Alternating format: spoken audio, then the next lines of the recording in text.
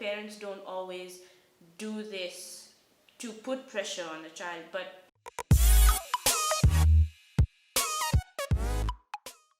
Hi, I am Nishigandha and I'm a psychologist working at OLife Counseling, and this is. and I am Kelly, a psychotherapist at O Life Counseling.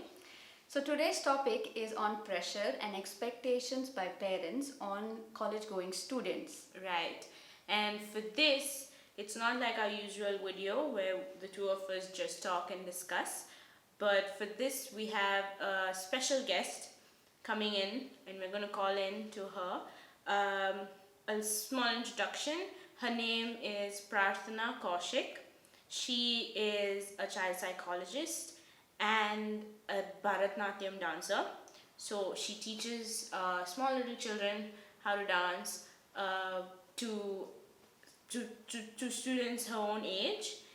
She's been taking part in a lot of competitions, and she's very familiar with the pressures of stage.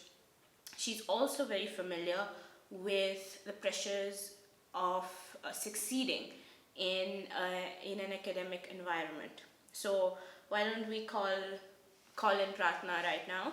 Hey Hi, Pratna, Pratna. welcome to Hi, hi, hi. welcome to the discussion. Can you hear us? Thank you. Yes, I can hear you. Thank you for having me. All right. So just to brief you on the topic for today is expectations and pressures that are put on a child or an adolescent or someone going to high school or college by their parents in relation to either career or just to succeed. All right. Yeah. Yeah. So in regards to this, in regards to pressure, we know that in Indian culture, children are basically expected from birth to be doing the best in everything. They're expected to maybe be the first to walk, first to speak, very good at playing something. They're being put into music classes, dance classes, tuitions, and different kinds of things, right? Yes. Parents don't expect anything other than maybe an A or 90% or 80%. So, what do you think? How has that shaped the adolescents? Has the pressure gotten to them? When people grow up, it's different. So, I lost you. Your voice cracked. Can you repeat that again? Your voice cracked. yeah. So, how has us being brought up when we are children, okay, in that whole pressure scenario, how has that affected the adolescents? Can they keep up with the pressure now that they're getting from their parents when they, want to do what they are interested in doing? Right. So I'd like to start talking by saying, as you rightly said, in the Indian context, we live in a culture where we, as individuals, are expected to consider the opinions of our parents and, on the larger picture, our society as well. Because we are a collectivistic culture, we always consider what my parents are thinking, what others are thinking about, what will people say. That is a part of us. And parental pressure is also a product of that. Parents are also part of this society, and they also think, okay, if my child does so and so, what will that say about me? So I think parental pressure is, that fine line where parents care a bit too much about their children. And how it shapes us, of course, if I have to directly uh, see the outcome of it, I think yes, a lot of us are affected in the area of decision making, because we have always been taught, consider people, listen to me, listen to our parents, what my parents will say, what is my sibling has to say, what my friends want to say. So as an individual, when it comes to decision making, we will find it really very difficult.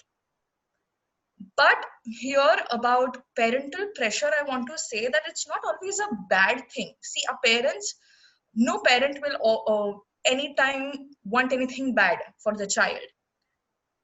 They want the best for their children, the best of universities, the best of their job. So in that bargain, somewhere the child starts feeling a pressure as well. I'm not saying that few parents don't, like deliberately pressurize their children, but we are a society where we can't get rid of this completely. But yes, there are ways in which, we can kind of calm it down in a way. All right. Thank you. What you said is completely true. Like, even though parents do try to do what's best for us, we tend to feel that pressure, that expectation is too much for the child. Have you ever Yes. experienced pressures like this? I mean, we know we have, because we've all gone through that stage of studying and trying to make them proud and doing something that they would be proud of, proud of us. Yeah. So Yes, of course, all of us have experienced it somewhere or the other way. But as much as it is a parental pressure, I also think it's a generation gap that comes between our parents and us. So the environment, there are two things: the environment and the facilities with which they grew up, and the environment and facilities that we grew up with, they're completely different. They're two different almost time zones, as well as their perspective or their idea of education or anything in their life was hard work. They had to really work hard because they didn't have so many facilities. So, and for us, we have been fortunate enough to get everything very easily.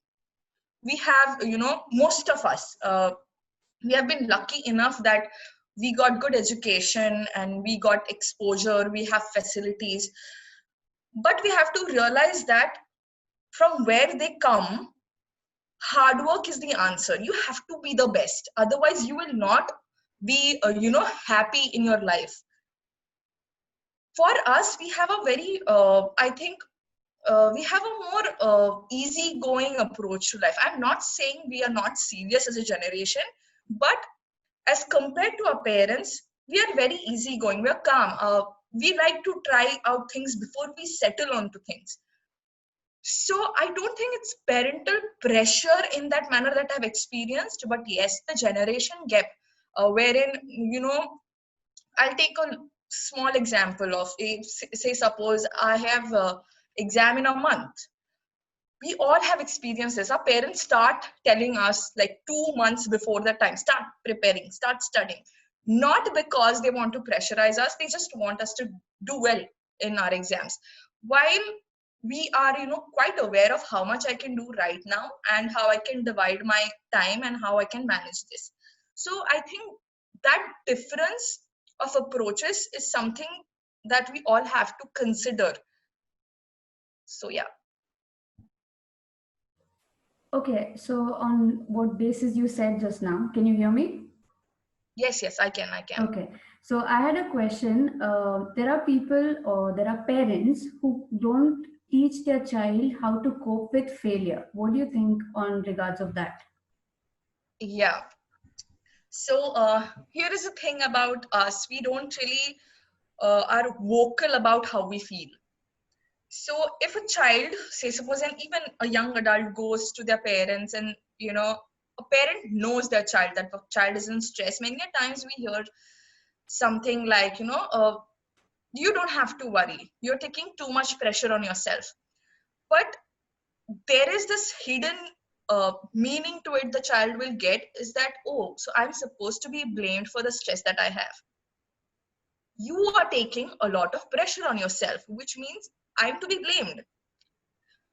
So parents should realize and use words that will put the child into comfort, wherein, the parent might say, I understand. They have to validate the child's difficulties. Whatever the dilemma is, whatever the challenge is, it's important to validate that. Yeah, I understand it's tough. And is there anything that I can do to help you? That's what I think is important. That kind of verbal give and take has to happen from the parents' side, because I think as kids, as children, or we will always keep ourselves back from saying something immediately, because we have the sense of authority towards our parents and elders. So I think though, if it will be nice if a first step comes from the authority side, the parental side, that you know what, it's okay if you feel pressurized, it's completely fine and we can work through this. So that sense of comfort should be given. All right. You have anything? Okay.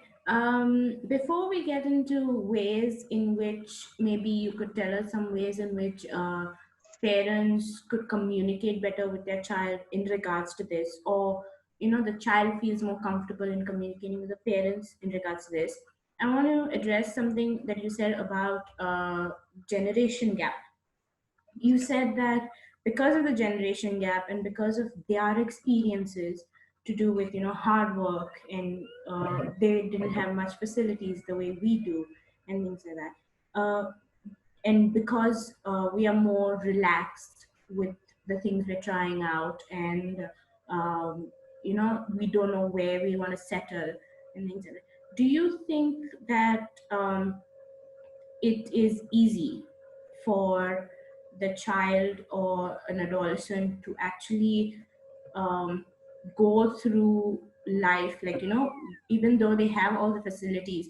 Do you think it makes it easier for them? And do you think that go having certain how do I put this, uh, having no certain goal, have trying out new things, trying to figure out what they want to do, what they want to become, is somewhat what we would call easygoing, or is it just confusion?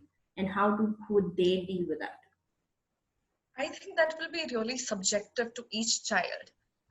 So, trying out things is completely fine. It's fair, I think, for a child to try out different things before he or she decides, okay, this is one thing I want to stick to.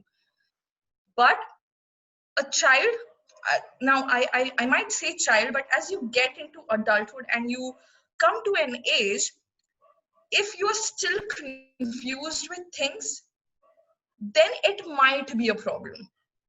I'm still saying might, because most of us, by the time we have to start earning and all, we know what we want to do with our lives.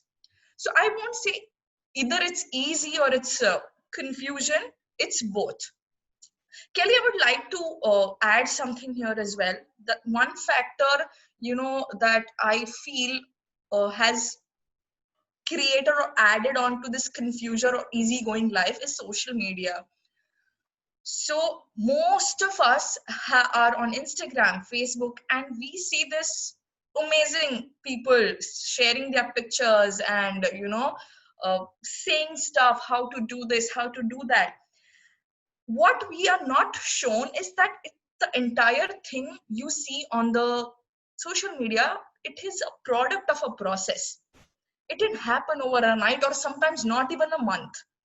It takes years and years of hard work, dedication, efforts. But what happens, especially with kids, is that uh, they watch it, they try it for a month, and they realize, oh, I'm not good enough. But what they don't realize is that there is a long way to go. And there is, because of social media, I guess we all have perfectionism has become a trend. We want to be the best of us. Now, we don't put enough thought to what is best for me. As you stated in the beginning, parents compare their children. It's not only parents, it's children themselves as well today. Okay, this child is doing so great, he's won so many medals, his parents are so proud of him, and my parents would be completely fine with what I'm doing. But suddenly I start putting myself in a zone where I want to be like that child so that my parents feel just like that. Again, here, maybe the parent should take a moment and tell that, hey, you know what, you're doing just fine, and I'm proud with whatever you are doing. There is another thing with us is that we are great with criticisms, which is important. Okay, our parents have criticized us time to time, and that's how we grow older, and it's nice. We become wise, but we hesitate to appreciate our children क्योंकि बाकी सब तो कर ही रहे हैं. अगर मैंने अपने बच्चे को और बढ़ावा दिया तो शायद माथे पे ले लेगा. But parental appreciation is that one validation a child needs to just calm that anxiety down. So social media and this perfectionism trend is something I guess is leading on to the confusion and as well as easygoing life, which is a kind of something that we really have to pay attention to. Right.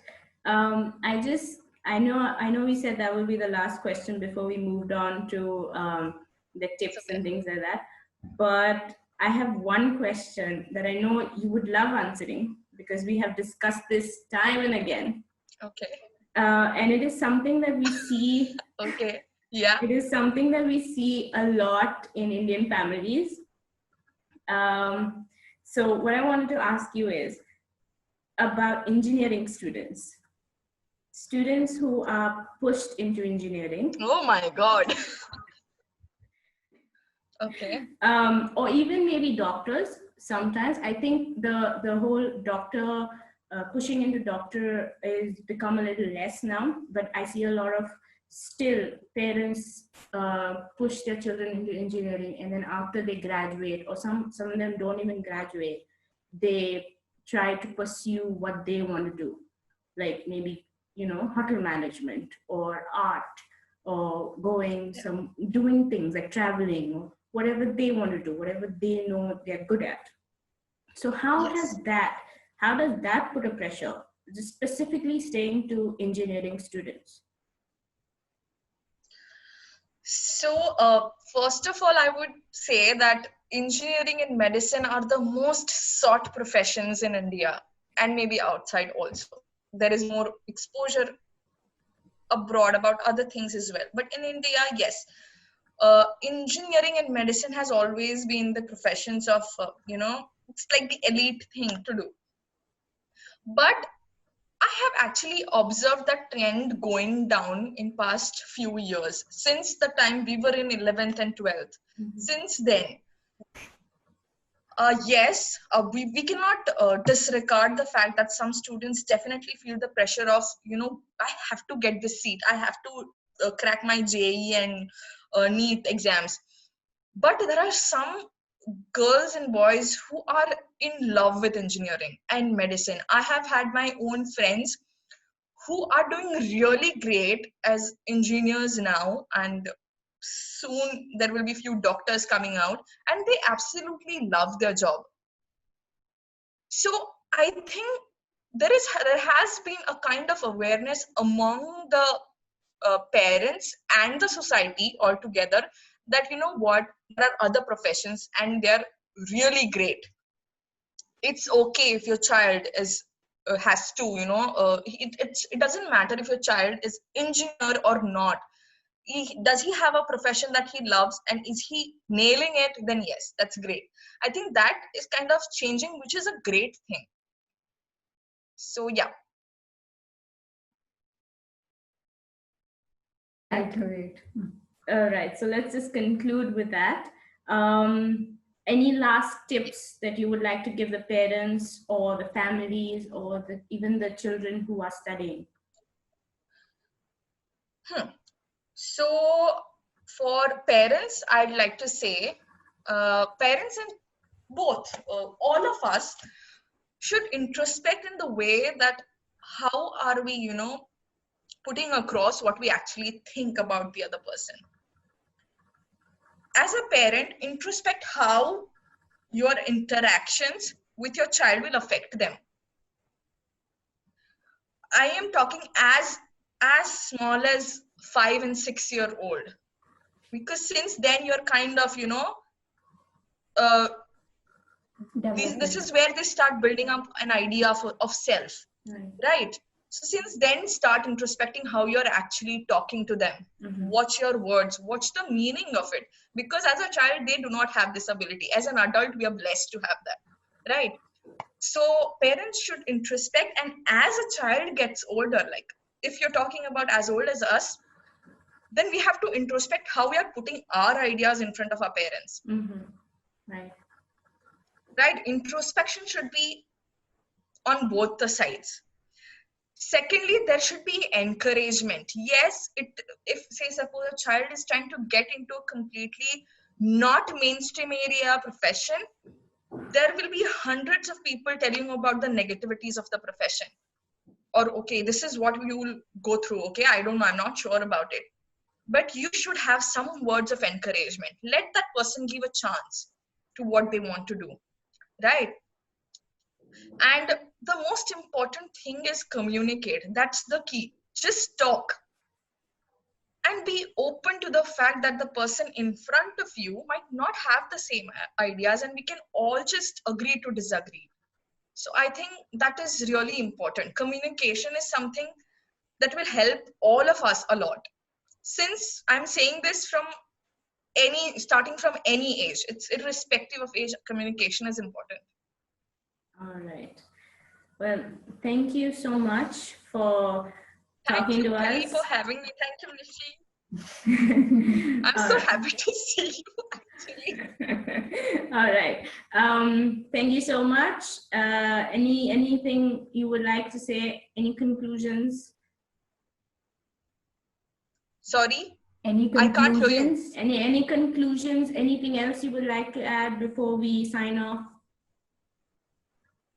Yeah, I think I just want to say that, give yourself space and time and tell yourself it's okay, whether you're a parent or not. All right. Just it's okay to do mistakes. All right. Thank you. Yeah. Thank you, both of you, for having me. Thank you. Thank you. Thank you so much. Thank you very much, Prarthana.